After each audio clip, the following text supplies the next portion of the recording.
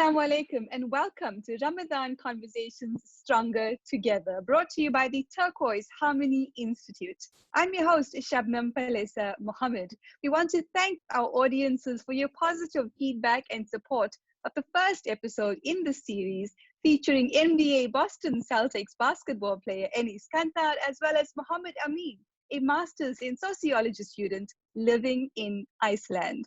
In this episode, we'll be in conversation with the Archbishop of Durban, Cardinal Wilfrid Napier, as well as two families who came together for the first time last year to share a Ramadan iftar dinner together. It's the Yilmaz family as well as the Diamond family. Let's take a look and let's be inspired.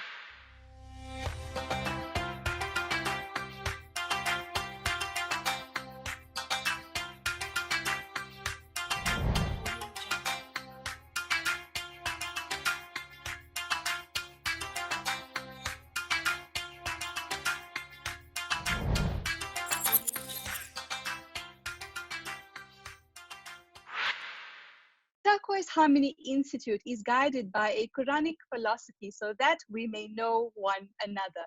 And in that spirit, we bring people together across all walks of life to understand and appreciate each other's similarities and diversities while working towards a more peaceful world. In this episode, we'll be sharing a very special video with you called Don't Put People in Boxes. And the lesson in this video is that when we don't put people in boxes, we get to understand each other. We realize how much we have in common, and together we can create a better world. Let's take a look.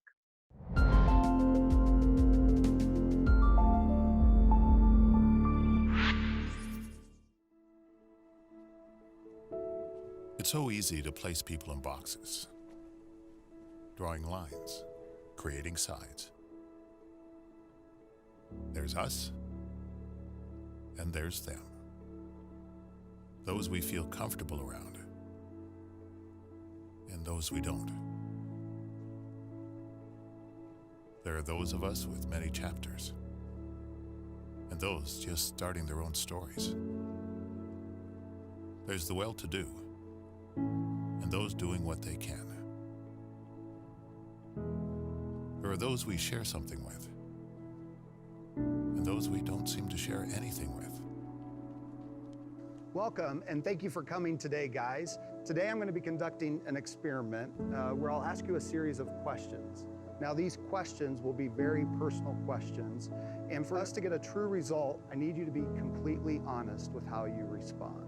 The first question I have is, who in here was the class clown?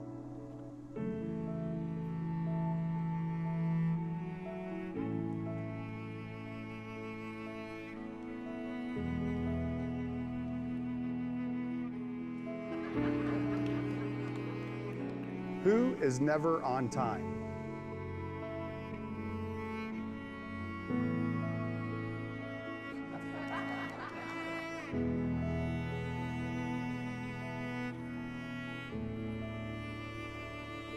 And then there's us, we who have tattoos.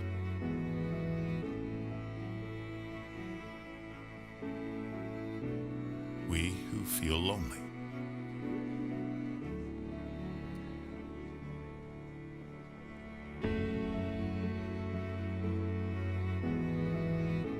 We who have been bullied.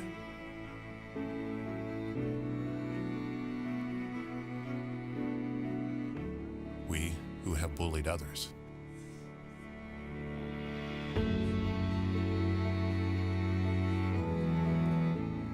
We who are madly in love.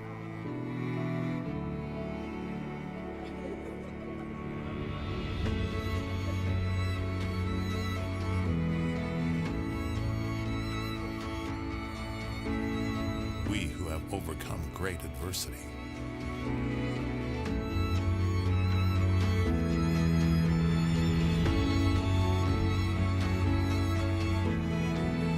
And there's the lucky ones, whose team won the championship this year.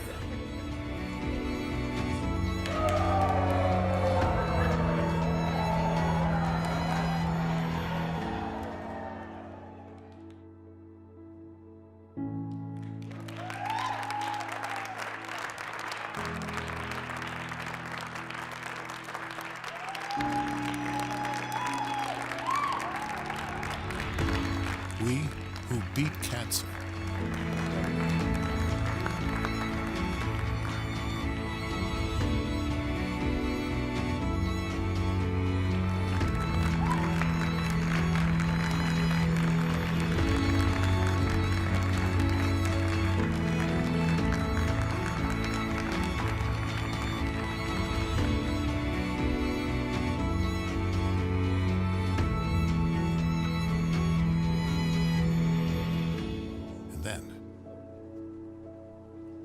There's all of us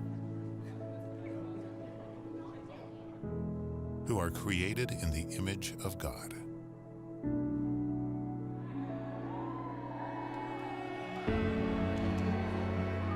And as one body, we stand together,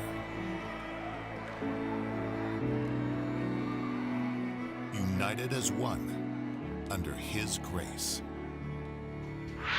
Next in Ramadan Conversations, Stronger Together, we bring to you a beautiful experience shared with us by two families that had dinner, a Ramadan iftar dinner together last year. It's the Yilmaz family, being a Muslim family, and the Diamond family, being a Jewish family. Let's listen to the inspiring advice and experiences that they have to share with us.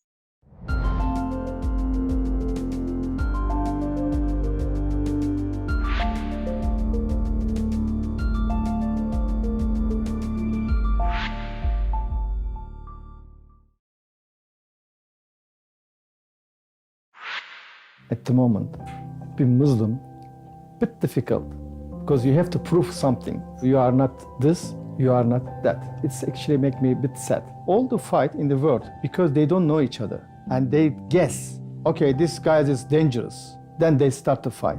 If you know me properly, you won't fight with me. If I know you properly, I won't fight with you. That's why we're here, this dinner, to know each other. Ramadan, name of month. Each night we organize about 10 people, and in the 30 days we try to do 10 nights. Iftar is actually sharing whatever God give you. If you use your money for yourself, it's selfish. If you share it, it's godly. For my personal things, they have to know me, what I'm believing. I'm not dangerous for them. I want to prove it. And if this situation grow to world, now peace will come itself. Assalamu alaikum and welcome to Ramadan Conversations Stronger Together with your host Shabnam Palesa Mohamed from the Turquoise Harmony Institute in South Africa.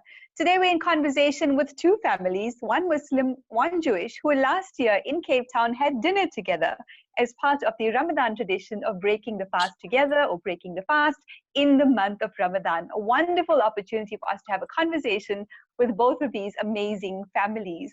And to just introduce them so you know who they are, we've got Stuart Diamond and his family. So I want to say salam, shalom, and welcome to Ramadan Conversations Stronger Together.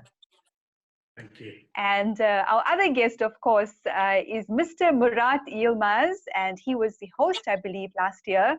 Assalamu alaikum. Welcome to Ramadan Conversations Stronger Together. Wa alaikum salam. Welcome. Good evening. Thank you. Thank you very much. Let's start here. Let's learn a little bit more about both these families. Mr. Diamond, can you tell us about yourself and your family? So I am currently the Executive Director of the Cape South African Jewish Board of Deputies. The South African Jewish Board of Deputies has a special relationship with the Turquoise Harmony Institute. We strongly support the work that they do in bringing communities together.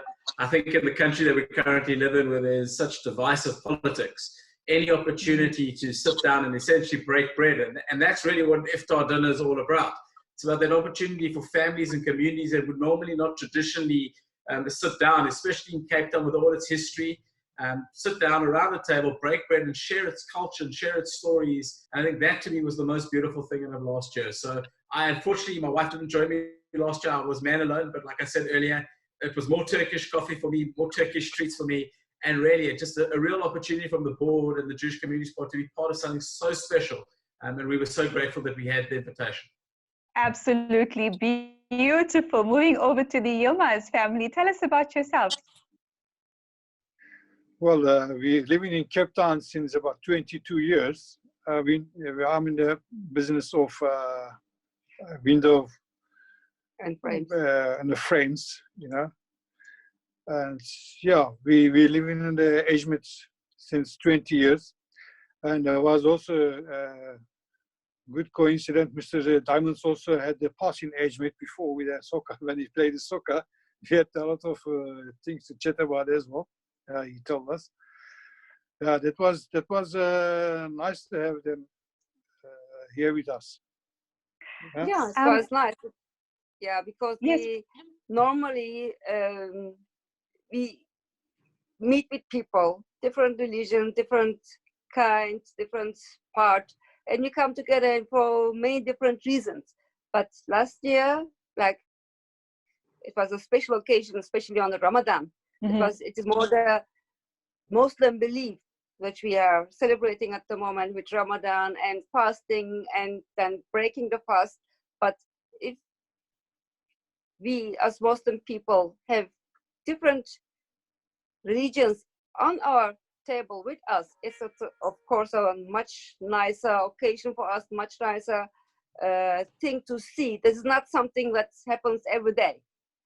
Okay, like I said, you can meet them, you can have your meal for special different occasion, but especially on Ramadan, it was really something to share with from heart. And it's also the discussions and all the conversations we had. It was really heartwarming. It was very nice. It's special for us. I think it was the poet Jalal Rumi who said that the lights, the lamps are different, but the light is the same. And I think that's, that beautiful saying is what comes to mind when I listen to you having this conversation and sharing parts of your experience with us. How did you end up breaking fast together last year? And what motivated you to do that? Let's start with Mr. Diamond. So obviously I left a previous career in politics behind. And in joining the board, one of our core pillars is interfaith and intergroup work. And it's a very important pillar. And one of my colleagues who joined me actually that evening, Gwen Robbins, who is our deputy director, has been leading this very passionate about interfaith work. And she's a member of the Cape Town Interfaith Initiative. And so not only were we members of the board, but we're also members of the Interfaith Initiative. And I tell you, for me, last year was such a special year. It ended off on Reconciliation Day, where I got to blow the shofar in the mosque in District 6. And I got to tell all the guests in District 6 how, originally my family had arrived from Eastern Europe, who actually lived and, my family grew up in District 6. So I think, again, all these things where you think that you're so far apart, actually you're not. You share common beliefs, you share common customs, and even values are so much similar in our two faiths. So for me, it was quite empowering to be part of the dinner, but also to take away lessons. This year, I've opened up my Passover table to members of my community and others who are not of the Jewish faith, and to start sharing these stories and our traditions. It starts to break down what drives the differences. And I think I said it last year that my children always tell me, Dad, why can't we focus on what are the similarities? What are the things that can bring us together, rather than things that are different, that bring us always apart? Right. And I think that these dinners are times to find those similarities and to bring us a little bit closer together. Sometimes we're not always going to agree on politics. That's the nature of being people and South Africans. But when we find the commonalities and it brings us together, for me, I love coffee. So again, exploring and learning about Turkish coffee, I can't, like every time I go to a friend of mine, Michael, I said, Michael, make some Turkish coffee. It's not as good as that iftar dinner. So again, it's like you yearn for these special times to come together, and you yearn for moments that actually allow you to come together when normally society tells you actually stay apart. So I think iftar dinners and religious dinners, whether it's breaking a fast or religious holidays, are really a special time to use as catalyst tools to bring communities together. And again, a massive thank you to the work the Turquoise Harmony Institute did, and for what this Turkish community in South Africa are doing, who have their own challenges of hate and oppression within their own community. And again, as Jews, there is again a common thread, and so the board with our No Place for Hate work, again, finding things to work together. And it was so wonderful just to be part of the dinner. And some really smart children that you have there who said, let's look for the similarities instead of the differences. The UMass family, how is Ramadan going under lockdown? What do you miss the most? People. Like everybody else, people. Like it's very it's a very lonely time, not just for us, for everybody actually, but especially on Ramadan. We are very busy. Like we go to people, we've been invited, and we invite people. So actually, I'm complaining about not being with people, but from the other side, at the moment, I think I'm not the only woman who thinks like getting up on the morning, not at Ramadan time, of course, like trying to clean the house, then doing the everything what we do is just like making food, cooking, baking, whatever, and then cleaning up, washing up, and then the whole new cycle which we are experimenting at the moment. Not just me, like everybody. But because of the Ramadan, the other thing is it's like a very, very quiet time. Normally we have our people around, like we've been invited, and we like the custom also, like it's the faith in our community, especially in Ramadan, that we have people with us. It's too quiet. Hi, Mr. Diamond, in South African context, it's almost impossible to go to somebody's house that you don't know. What were your expectations and what did you find? I think there's always like a nervousness, like what am I committing myself in for? I will say that the one thing, the minute the door was open, I mean, you can just see the two smiles on the camera tonight. It was just so much radiance and warmth and so much acceptance. You know, like sometimes, you know, even language, there can always be like a barrier, but just genuine warmth that I think from the minute I walked in the door, I was very relaxed. I'm also, I don't know whether it's as I'm aging, you know, we were talking earlier about going gray, and for COVID, some of us are going gray. I've realized that the experiences about life is that life is a journey and you can always grow through it. And I think sometimes what we do is we block ourselves off to creating an expectation of building something up, and then what happens is you ruin the whole experience. And I think for me, it's about growing and developing as a human being. And I think the more you expose yourselves to things that aren't your traditional natural fit, and I think maybe what we tend to do is because we come from certain faiths, we're programmed to say, actually, that's my faith and that's my thing. Like, I mustn't actually learn, or there's a fear to learn. But actually, I think when you learn about someone else's culture and faith, and actually you have far more respect, not just for the other faith, but for who you are as well. And I think for me, it was just, again, I was warmly received. I got to learn about different food, different cultures. I got to understand the importance of the holiday. And I think that's important. It teaches people, again, builds respect. So for me, it's also taught me that maybe what we should be doing as our own community is opening up the doors and giving people access to understanding what sometimes maybe from an outsider's perspective is actually quite confusing. You know, when we went to the one iftar dinner, my wife, for example, she covers her hair. So for me, it was like, you know, as a Jewish woman sitting with Muslim women and their heads covered. And I mean, she said to me after, she said she felt more respect in a Muslim setting than she's kind of felt in her own Jewish work setting about covering her hair. And this. So for me, it's like your whole perception of what you think is going to happen actually doesn't. And I think that's what I was, you know, it was just such a warm evening. And for me, there's like this regret that we're all locked in. And again, we're all so far away from each other again. And even though we live in this world of technology, it isn't the same. Human interaction, that feeling of a smile and warmth in one's face, it is so special and so meaningful. So while this is great to reminisce, because I'm thinking about last year, it's sad and my heart is still sore that we couldn't be sitting around the table again with each other. Beautiful reflection there. Hopefully soon. It's a beautiful reflection, Mr. Diamond. Excuse me. And I think that what you explained about building up this expectation is really very important, because that's what often holds us back. And now we've learned that we shouldn't have those expectations and rather just be open to the experience.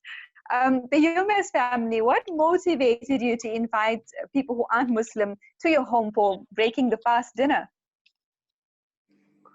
Well, why not? Like I said, before it was all like respecting each other's space and faith, and these kind of things came up. And then we've been told that it's been happening. So we said, why not? So, and we are actually very open. And what I must say for Mr. Diamond, like it's a good point for your wife to cover the head. Even I'm a Muslim, I'm still not covering. Well, this is also for many people of different kind of belief. So, and the way you are, and just showing yourself that the world is not always the way other people are telling you, and it's just like everybody is in a certain way the same, but in a certain way has their own different ways of celebrating things or doing their own rules. So it was showing them that we are having a normal day, like when we would have the opportunity to go to other people on a special day.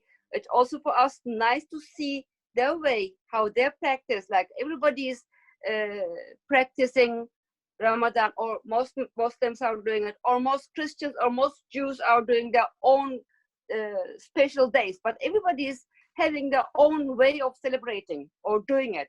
So it's absolutely beautiful. Mr. Diamond, what did this iftar dinner change in your life in terms of your interaction with people from other faith communities, and here specifically Muslim people?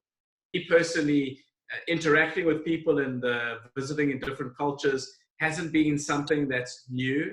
I think what is new and what is the takeaway is that our religious spaces, whether that's a Friday night Sabbath service or a Sabbath meal or an iftar dinner or a mosque, these spaces are open and accessible. You can visit them and have the experience in a respectful way, both for yourself, but for the person who's sharing that experience with you.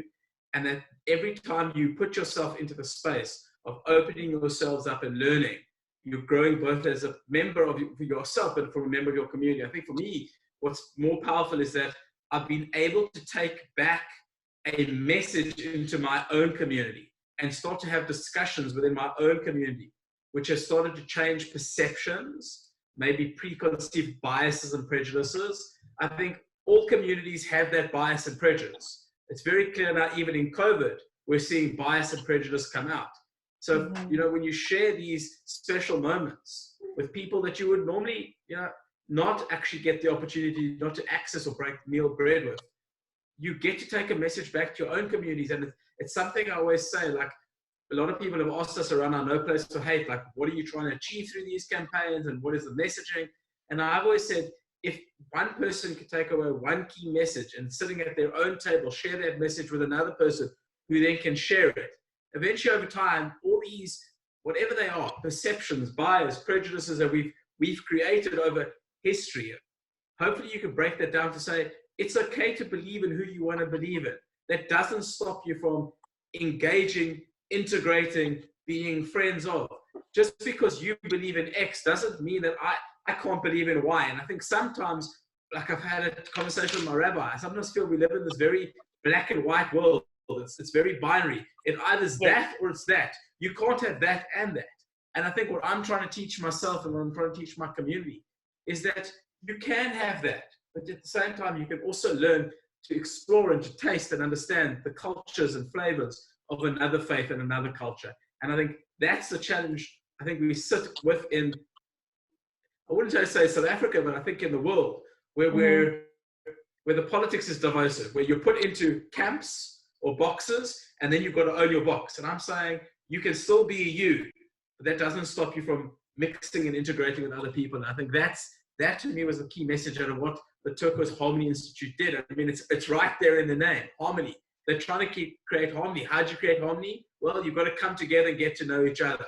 And so that to me is the greatest success of the Iftar dinner, and one that we'll be looking to do. We were hoping to do it this year we were going to call it a Freedom Seder, which was going to be an open dinner to various communities where we told the story of the Jews leaving Egypt. Unfortunately, COVID has arrived, so next year we're going to steal a bit of the Iftar theme, and we're going to bring it into our own space. And hopefully we can share a bit of ourselves with the world, and hopefully then the world can take those stories away. And I think that's for me was the winning. That Please. inspiration is so amazing to be able to take the initiative forward and come up with a project that's similar, but the whole point being harmony and moving away from these binaries of, like you said, black and white, and not liking each other because you happen to believe in different things. So I think that's really interesting. Mr. Diamond, what Ramadan and Eid message would you like to give to Muslims in South Africa and around the world? I think the message I'd like to give around the world is that on behalf of all Jewish members of the Cape Town community, that we're with you at this time. We can only imagine how difficult it must be, the physical separation, not just the physical separation of being able to go into a mosque and to pray and to have your services, but the physical separation from one's family. I can tell you as a Jew who's gone through the Passover period, it was incredibly hard to be away from our places of worship and our parents. So a message of, may you find moments of inspiration, may you find moments of thought, and may we all hope that when we come out of this period of COVID-19, that we can again appreciate those special moments that we all have again when we get to see each other, get to hold each other and hug each other and be together. And I think my message is one of strength, one of learning through this experience, and hopefully that all the aspects that Eid and Ramadan bring, may they be on you and your families. Amen. Thank you. That's absolutely beautiful. The Yilmaz family, what is your Ramadan and Eid message to Muslims in South Africa and around the world? Well, of these special times where we are all, in some of the countries like here, you are under lockdown. In other places like you are more free. I would say we should really appreciate the way we are living, or we used to live, and that we are still all healthy. And like Murad also said, we don't know what's going to happen tomorrow. It's such a small virus which is taking control of the whole world. Yes. So therefore, we should, all the people, not just Muslims, different people, the whole world, we must appreciate today and look forward and try to better ourselves. Thank you very much. I think it's been a very inspiring but also very practical conversation about Ubuntu, right? I am because you are because I am, social cohesion, unity, harmony, which is what the THI is about. So thank you very much for spending this time with us, Stuart Diamond, as well as the Yilmaz family. We really appreciate your wisdom, your insight, your courage, and let's hope we can all get together fairly soon for the next dinner together, inshallah. God willing. God willing. I mean, God willing. Thank you. Okay, thank you. See you. Cheers, everybody.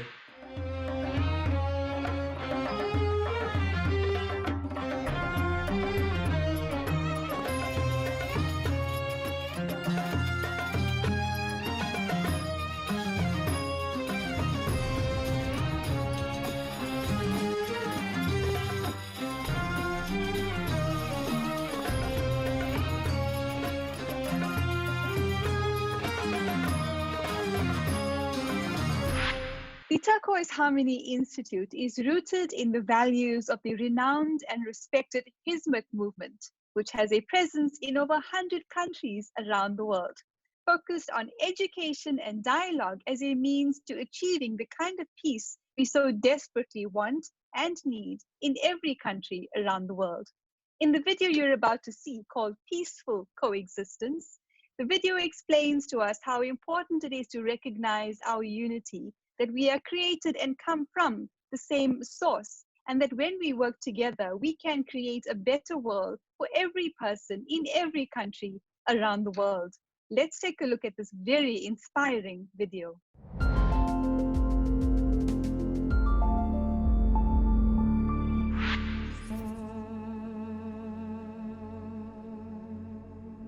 You shall love the Lord your God with all your heart, soul, strength, and mind. And you shall love your neighbor as yourself. Luke, chapter 10, verse 25 through 37. Keep on loving each other as brothers and sisters. Don't forget to welcome strangers. Hebrews, chapter 13, verse 1 through 2. You cannot enter paradise without faith, and you cannot have faith if you don't love one another. Prophet Muhammad.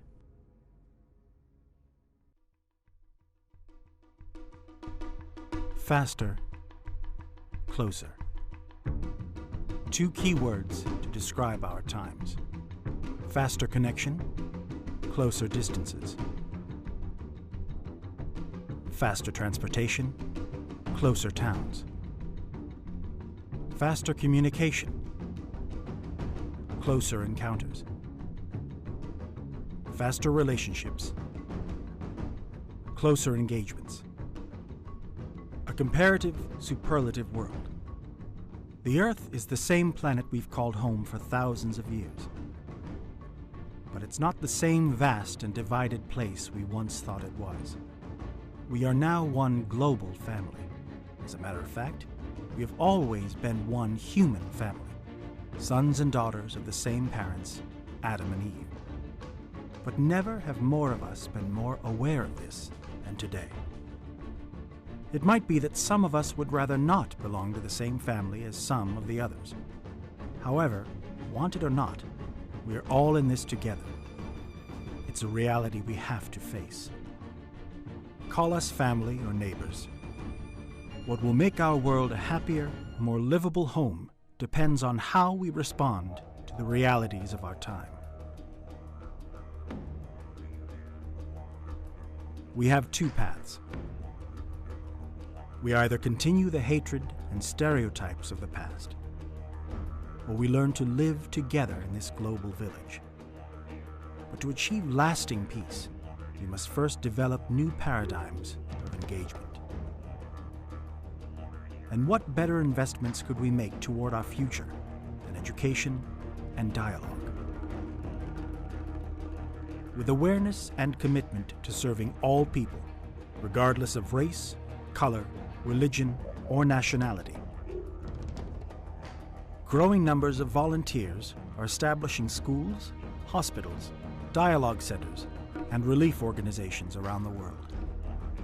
The humble, selfless efforts of these volunteers, inspired by thinkers like Fethullah Gulen, are now yielding fruits of dialogue in more than 130 countries. Children of warring nations are receiving education side by side. Members of different religions are sharing from the same table and praying for a peaceful future. Let us step forward and cherish togetherness as one global human family. Let us believe in the God-given power of being human and raise generations who are aware of their value. Let us remember Archimedes, who said, "Give me a lever long enough and a fulcrum on which to place it, and I shall move the world." Let us make our generations appreciate this innate power, but also teach them, as in the words of Sir John Monash, to adopt as their fundamental creed that they will equip themselves for life, not solely for their own benefit, but for the benefit of the whole community, and show them that with this power, they can make violence stop and make peace prevail. Let us believe that we can hit the ground like Moses did with his staff, or like Hagar's baby Ishmael did with his heel, and that water will spring up and bring life to Africa. With the reviving breath of Jesus and the merciful touch of Muhammad, peace be upon them all.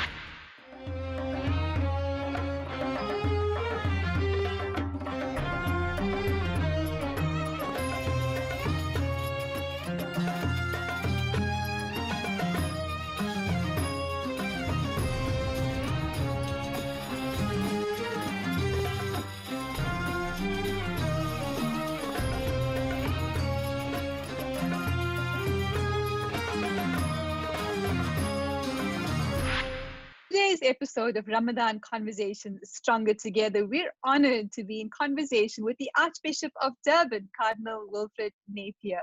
He will share with us his experience of Ramadan interfaith dinners with the Turquoise Harmony Institute, as well as his very significant and profound thoughts on interfaith solidarity during COVID-19 and beyond.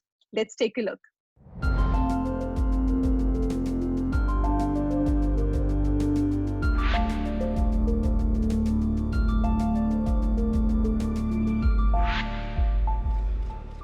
Pope Francis met with all the cardinals on Friday morning.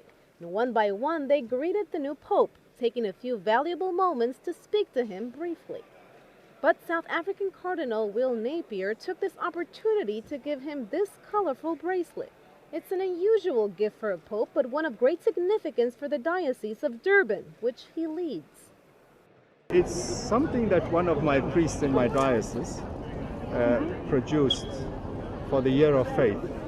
So it says Credo Domine, I believe, Lord, and then it has the symbol of the fish, which is the sign for the Christians, for Jesus. And before arriving to Rome for the conclave, the priest promoting this initiative asked the cardinal to give the new pope one of his bracelets. He asked me to give this as a present to the Holy Father, and when I gave it to him, he put it onto his arm straight away. This always goes with a prayer card, prayer for the year of faith, and also a card of empeño, a commitment that you're going to do something for the holy year. So when we do it in our diocese, that's what we do, give out the bracelet and a card. When the time came for the cardinal to greet the Pope, he gave him the bracelet, and the Pope wore it immediately. Oh, he's just said thank you very much and pray for me, and that's what he's been saying to everybody that meets him. It may be a small gesture, but the Pope from the very first moment has set aside traditional protocols, even to the point of using this bright rubber yellow bracelet. Assalamu alaikum and welcome to Ramadan Conversations Stronger Together, brought to you by the Turquoise Harmony Institute in South Africa. I'm your host, Shabnam Palesa Mohamed, and we're talking to people who love unity, who love diversity, and who love Ubuntu. We're in conversation with the Archbishop of Durban, Cardinal Napier. An absolute honor to be in conversation with him. And we'll be talking with him about his experience of lockdown, his experience of the Ramadan Iftar with the Turquoise Harmony Institute, and his vision for interfaith love and solidarity post the COVID-19 lockdown. Cardinal Napier, Assalamu alaikum. Welcome to Ramadan Conversations Stronger Together. Thank you very much for having me on, and I hope that I'll be able to add something to what I understand is a very high quality conversation anyway. Cardinal Napier, we'd love to understand how COVID-19 has affected you, the lockdown specifically, you personally as well as your life in the church. The day after the lockdown began, I sat for some time and I said, here I've got 21 days during which I'm just going to be by myself. I have to look after my meals, I have to look after the house, I have to look after the office to an extent. What am I going to do? And I was thinking of all kinds of plans to make about the 21 days. And then something just kept on saying to me, live your life as you've always lived it, but more intentionally and more intensely. And that's what I've been doing since then. So first thing was to lay out for myself a program, so that in the mornings I would do some things, after lunch I would do some things, in the evenings I would do certain things. But, you know, only for about 3 days was I able to keep to that strict routine, because Zoom meetings came on the scene, other meetings came on the scene, and so my life became as disorganized as it usually is. Responding to people's needs, I think, is a characteristic of my life, I would say. So the reaction to the COVID-19 was quite simply to look for areas where to get engaged, where to get involved together with others, even though we were separated, and to try in every way possible to make a contribution to whatever was being on offer. At a later stage, it became clear that people were starting to feel the necessities of food and other necessary things in their life. And so trying to source places where we could get food for people or to connect with others in finding that. And here, a great help has been the KwaZulu-Natal Christian Council, but also the KwaZulu-Natal Interreligious Council, an interfaith body, on which both of which bodies I'm quite active. And that has taken a lot of time and made useful that time of mine. Cardinal, South Africa is a multi-religious, multicultural, melting pot of society. So obviously you would have had some contact with Muslims amongst the many years that you've been involved in the religious community. What do you think is your experience of the last 26 years and that relationship between the different faiths? When I look back and I think of my first invitation to the Turquoise Harmony Iftar gathering, well, I had to sit for a long time and reflect on what expectations could I have, given that my only real contact with Islam and with Muslims had been through history.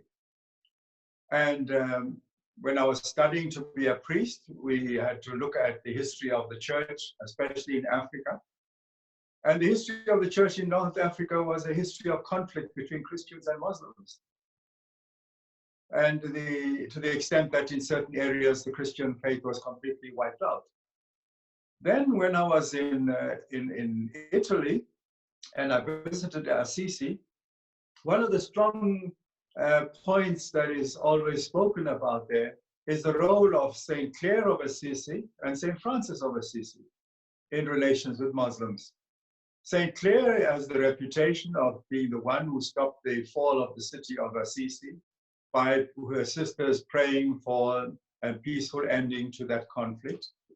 Saint Francis, on the other hand, who actually traveled across to Egypt to meet with the Sultan in order to try and broker a peace between the crusading armies and the Islamic armies who were in conflict at that time. So I had this kind of background. And when I went down to the International Convention Center for that first iftar, I really didn't know what to expect. And I was really overwhelmed by the warm welcome, the openness, and the friendliness of especially Attila, who was a fantastic host to that occasion. So, Cardinal, what was your experience of being invited to the Turquoise Harmony Institute Ramadan Iftar dinner? It's not a very common sort of experience, but share with us some of the highlights that you remember. What I remembered, first of all, was the diversity of people that were there. People from every different religious sector. I was there as a Christian, but there were a whole lot of other Christians leaders there as well. There were Muslims, of course, but there were Baha'i, there were all kinds of different people there, who I would say in many other places wouldn't even be able to go into the same room together. And here we were all together and united around this one occasion of sharing our common humanity. Second thing that made a deep impression on me was the fact that it was politically diverse. It wasn't only people of a certain political culture that were there, but all around. And the third thing was the invited guests seemed to add real quality, the speakers, the invited speakers, seemed to add real quality to the occasion by the way they delivered what they had to say, fitting it into the context, which was certainly a context of the diversity of South Africa being brought together under this canopy of the Islamic celebration at the end of Ramadan. And those were my first impressions, and that has continued to be the way ever since. Cardinal Napier, what do you think about religious experiences like the Ramadan Interfaith Iftar dinner by the THI, being open to interfaith experiences? Perhaps there are some people who feel that the sanctity of such experiences are compromised by sharing them in an interfaith way. What are your thoughts on that? If we were to remain strictly within the narrow ambit, the narrow demands of our religious perspective, we might have the attitude that you just described. It's going to affect my faith, first of all. I'm denying my faith by sharing prayers with people that don't believe in the same expression of God that I believe in. But if you look at it from the point of view, and this is something that we are constantly being reminded of, that we have one common creator, and that creator has created us in his own image and likeness of his is expressed most especially by our love for each other and our caring for each other. When you look at it from that point of view, and you hear people praying from a different faith experience, a different tradition, you can feel that they are expressing very much what I'm going to express in different words, but it's all coming from the same source.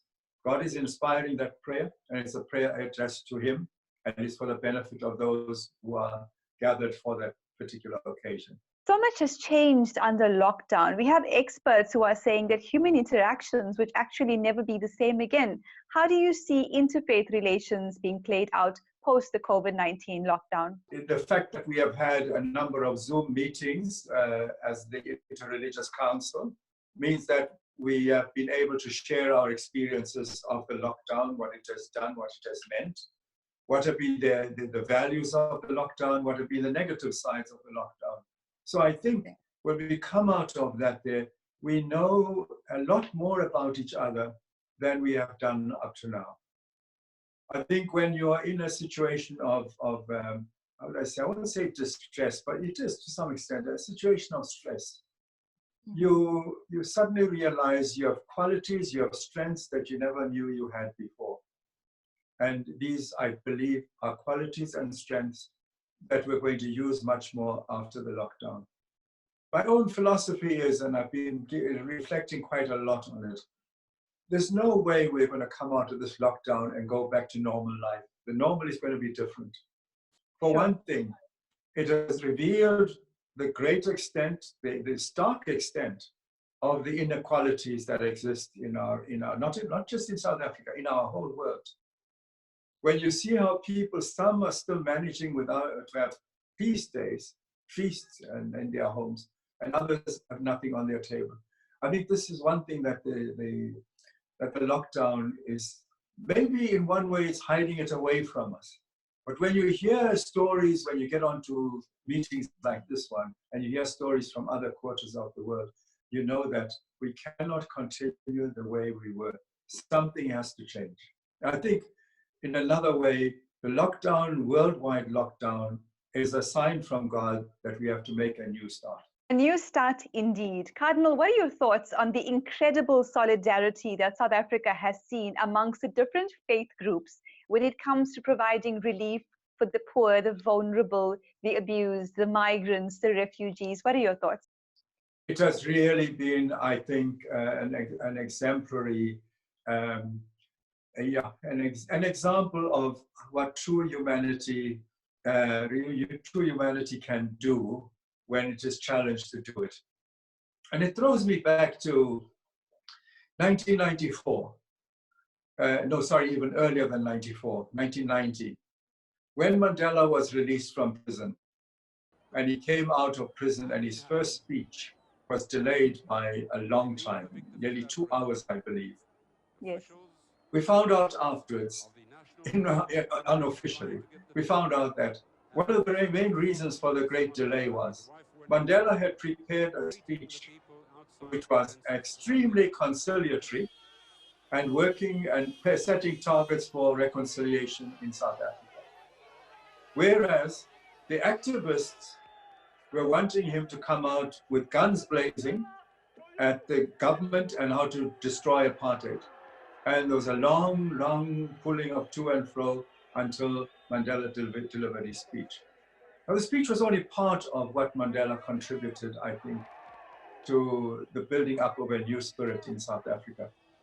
There was any time we met with Mandela during those years of the negotiations, there was never a trace of bitterness or rancor or revenge in anything he said or did.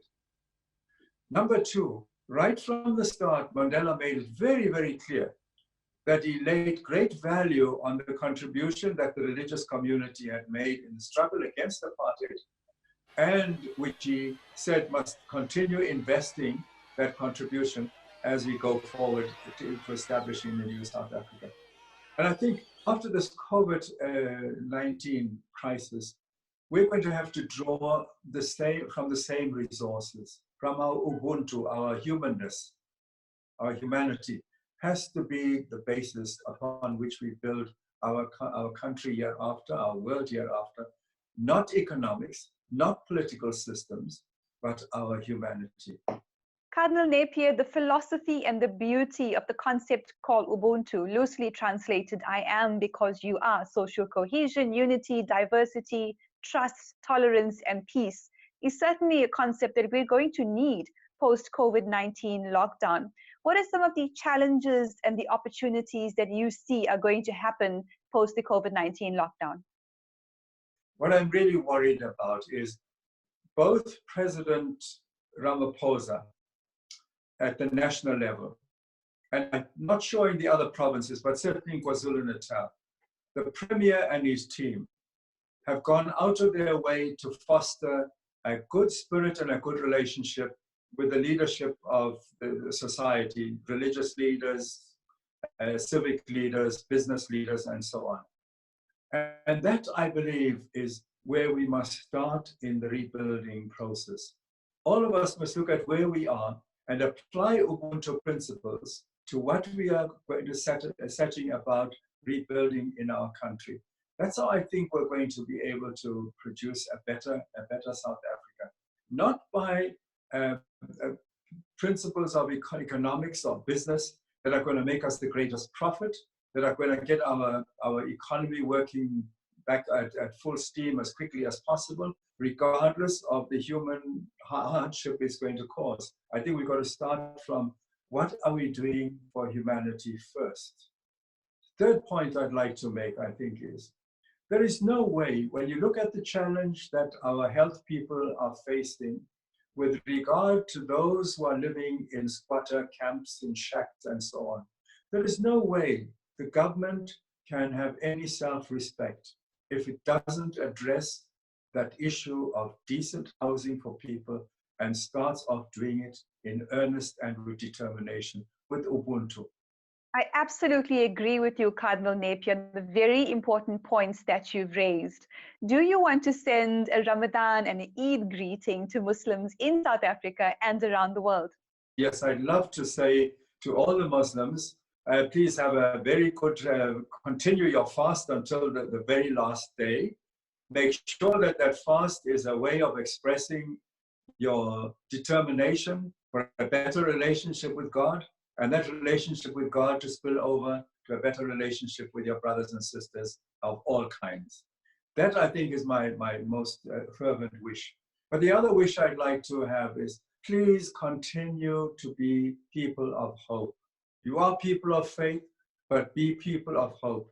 Hope in each other's ability to do what is surprising, because God does things that are surprising for us. And we're made in His image, so we should be striving to surprise each other with the goodness that we show. How beautiful. Hope in each other's ability to do beautiful things for and with each other. Cardinal Napier, it's been an absolute honor to be in conversation and for you to share your amazing wisdom with us today on Ramadan Conversations, Stronger Together. Thank you very much.